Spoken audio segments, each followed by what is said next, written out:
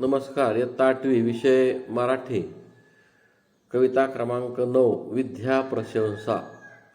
विद्या प्रशंसामध्ये ज्ञानाची स्तुती. सदर कविता कृष्ण शास्त्री चिपळूणकर यांनी लिहिलेली आहे. त्यांनी अनेक निबंध, मराठी व्याकरणाचे निबंध व अनेक पुस्तके लिहिलेली आहेत. प्रस्तुत कवितेमध्ये विद्येची थुरवी सांगितलेली आहे. दुसऱ्याला विद्या दिल्यानं कदापि कमी होऊ शकत नाही, तर ती वाढतच जात असते. माणसाला संकटातून मार्ग दाखवत असते. विद्येमुळे माणसाच्या सर्व दुःखाचं निवारण होऊ शकतं.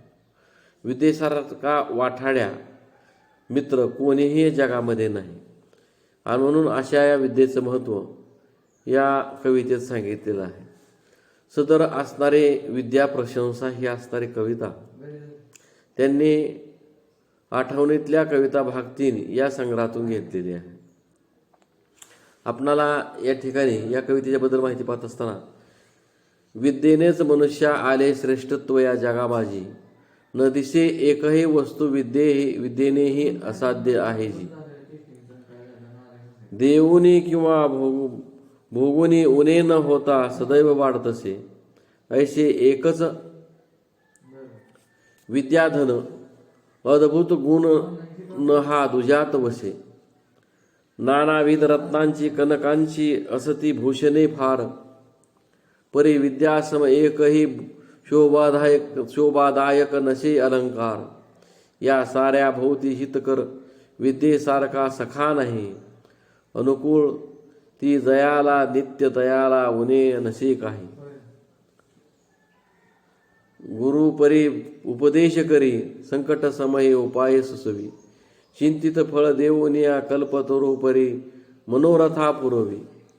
या परी सकल सुखे जी देई दुखे समस्त जीवारी, या विद्या देवी ते अनन्य भावे सदा भजा भारे. अशा पद्धतीनं ही असणारी कविता आहे. सदर कवितेमध्ये या पहिल्या कडव्याच्या बाबतीमध्ये आपण या ठिकाणी माहिती पाहत असताना आपल्याला या असणाऱ्या कवितेमध्ये विद्येनेच मनुष्य आले श्रेष्ठत्व या जगा माझी, न दिसे एकही वस्तू विद्येनेही असाध्य आहे जी. या विद्येची थोरवी सांगत असताना सदर असणाऱ्या कवितेमध्ये कवी म्हणतायत की या जगामध्ये विद्येमुळंच मनुष्याला इतर प्राण्यापेक्षा श्रेष्ठत्व निर्माण झालेलं आहे, किंवा इतर प्राण्यापेक्षा मनुष्य हा बुद्धिमान प्राणी या विद्येमुळं तयार झालेला आहे. जी विद्येमुळे जी गोष्ट प्राप्त होत नाही अशा गोष्टी जगामध्ये नाही. म्हणजे अशी जगामध्ये कुठली गोष्ट नाही की जी विद्येमुळे प्राप्त होऊ शकत नाही. विद्येमुळे माणसाला अनेक गोष्टी सहज पद्धतीनं मिळू शकतात, असं या ठिकाणी कवी या कडव्याच्या माध्यमातून आपल्याला स्पष्ट करत आहे. देऊनी किंवा भोगुनी उणे न होता सदैव वाढत असे, ऐसे एकच विद्याधन अद्भुत गुण न हा दुजात वसे. या ठिकाणी आपण ज्ञान किंवा विद्या अशी एक गोष्ट आहे की जी दुसऱ्याला दिल्यानं किंवा स्वतः उपभोग घेतल्यामुळं ती कदापि खर्ची होत नाही, वजा होत नाही, कुठलं नुकसान होऊ शकत नाही. उलटा आपण जास्त विद्या देण्याचा प्रयत्न केला तर आपल्याच विद्या या ठिकाणी वाढत जाते किंवा ती सतत उलट वाढतच राहते. विद्या ही अक्षय आहे. विद्या ही विद्यासंपत्ती आहे. एकच विद्यासंपत्ती आहे की ज्याच्यामध्ये असलेला अतिशय असा अजब विलक्षण गुण दुसऱ्या कुठल्याही असणाऱ्या गोष्टीमध्ये आपल्याला कदापि पाहता येणार नाही. म्हणजे अद्भुत गुण हा दुजात वसे. दुसऱ्यात कुठल्या गोष्टीमध्ये अशा प्रकारचा हा गुण कदापि आपल्याला पाहता येऊ शकणार किंवा मिळणार नाही. नानाविध रत्नांची कनकांची असती भूषणे फार, परी विद्यासम एकही शोभादायक नसे हा अलंकार. जगामध्ये अनेक प्रकारचे तऱ्हेचे वेगवेगळे बेसुमार अशा प्रकारचे अनेक प्रकारचे अलंकार आहेत. मोती आहेत, हिरे आहे, माणके आहेत, सोनं आहे, अशा अनेक प्रकारचे अलंकार आपल्याला पाहायला मिळतात. परंतु विद्यासारखा शोभवंत असणारा अलंकार जगामध्ये कुठल्याही ठिकाणी या ठिकाणी पाहता येणार नाही किंवा मिळणार नाही. म्हणजे विद्या हा अलंकार हा एकमेव असा द्वितीय आहे की ज्याची तोड कदापि कोणासंग करता येऊ शकणार नाही. हा सर्वात श्रेष्ठ अशा प्रकारचा असणारा विद्या हा अलंकार आहे. अशी महते या कवितेच्या माध्यमातून असणारे कवी आपल्याला स्पष्ट करण्याचा प्रयत्न करत आहेत. याशिवाय या साऱ्या भुवनी हितकर विद्येसारखा सखा नाही. अनुकूलती जयाला नित्य तयाला उणे नसे काही. या ठिकाणी या सर्व पृथ्वीच्या भूतलावर सर्व जगामध्ये विद्येसारखा कल्याणकारी व शुभचिंतक मित्र जगामध्ये कोणत्याही ठिकाणी पाहायला मिळणार नाही. ज्याला विद्या अनुकूल आहे, वस आहे, त्या असणाऱ्या व्यक्तीला किंवा ज्याला विद्येची आवड आहे, ज्याला त्या ठिकाणी अशा प्रकारच्या असणाऱ्या व्यक्तीला जगात कशाची कोणत्याही गोष्टीची कदापि या विषयामध्ये कमतरता भासू शकणार नाही. इतकं मोठं महत्त्व या असणाऱ्या विद्येला आहे असं तो असणारा कवी या ठिकाणी स्पष्ट करत आहे. गुरु परे उपदेश करी संकट समय उपाय सुचवी. चिंतित फळ देऊन्या कल्पतरू परी मनोरथा पुरवी. या ठिकाणी विद्या ही गुरुप्रमाणे उपदेश करते. संकट काळामध्ये आपल्याला मार्ग दाखवते.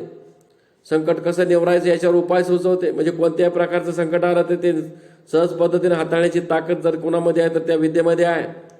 कल्पतरूचं झाड जसं आपल्याला इच्छित प्रकारचं आपल्याला पाहिजे त्या प्रकारचं फळ देतं, यशदायी ठरतं, तसं आपल्याला त्या कल्पनेप्रमाणे विद्यासुद्धा आपल्याला आपल्या अनेक प्रकारच्या असणाऱ्या मनोकामना पूर्ण करण्याची ताकद कोणामध्ये असेल तर या असणाऱ्या विद्येमध्ये आहे. या ठिकाणी असणाऱ्या कवीने स्पष्ट केलेलं आहे. आणि म्हणून या काळामध्ये ते म्हणतात की चिंतित फळ देऊन या कल्पतरूपरी मनोरथापुरी. म्हणजे मनातली इच्छा ठिकाणी पुरवण्याचं काम खऱ्या अर्थानं कोण करत असेल तर ही असणारी विद्याच करू शकते असं या ठिकाणी स्पष्ट केलेलं आहे. याशिवाय या परी सकल सुखे जी दे दुखे समस्त जी वारे. त्या विद्या देवी ते अनन्य भावे सदा भजा भारे.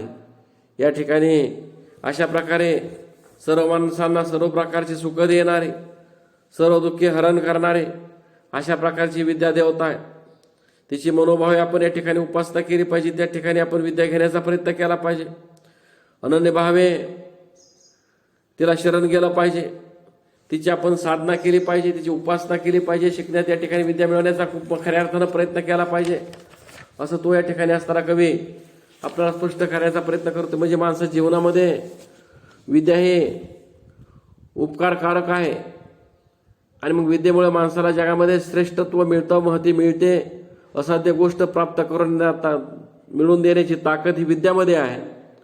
सदैव उन्नत होणारे विद्या हे एक अजब व अनोखे धन आहे.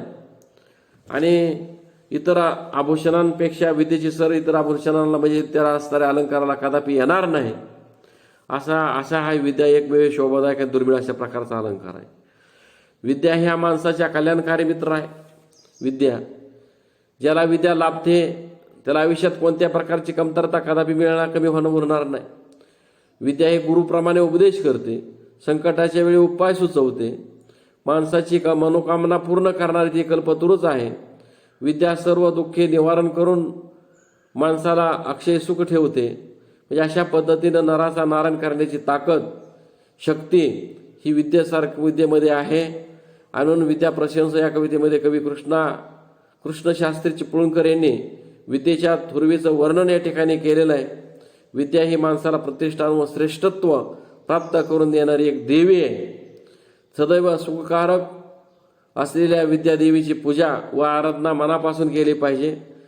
वाचन केलं पाहिजे, मनन केलं पाहिजे, चिंतन केलं पाहिजे आणि नेहमी विद्यादेवीला हृदयापासून भजावं असा उपदेश सदर असणाऱ्या कवितेमध्ये या कविकारकानं आपल्याला देण्याचा प्रयत्न केला आहे.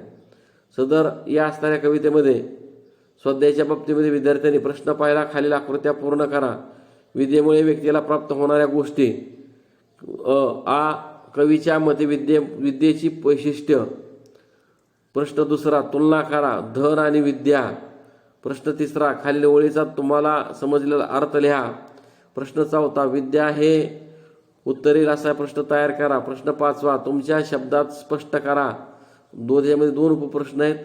अशा पद्धती खेळू या शब्दाशी मध्ये खालील शब्दांना कवितेचा शब्द कवितेतील शब्द शोधा. मोठेपणा किंवा इतर जे काय आहे ते अलकाना खालील शब्दांचे प्रत्येकी 5 समानार्थी शब्द लिहायचे. मित्र सोनेच्या बाबतीमध्ये. तर अशा संपूर्ण असणाऱ्या प्रश्नांची उत्तरं सदर असणाऱ्या विद्यार्थ्यांनी आपल्या व्हॉट्सअपच्या ग्रुपवर टाकावायचे आहेत.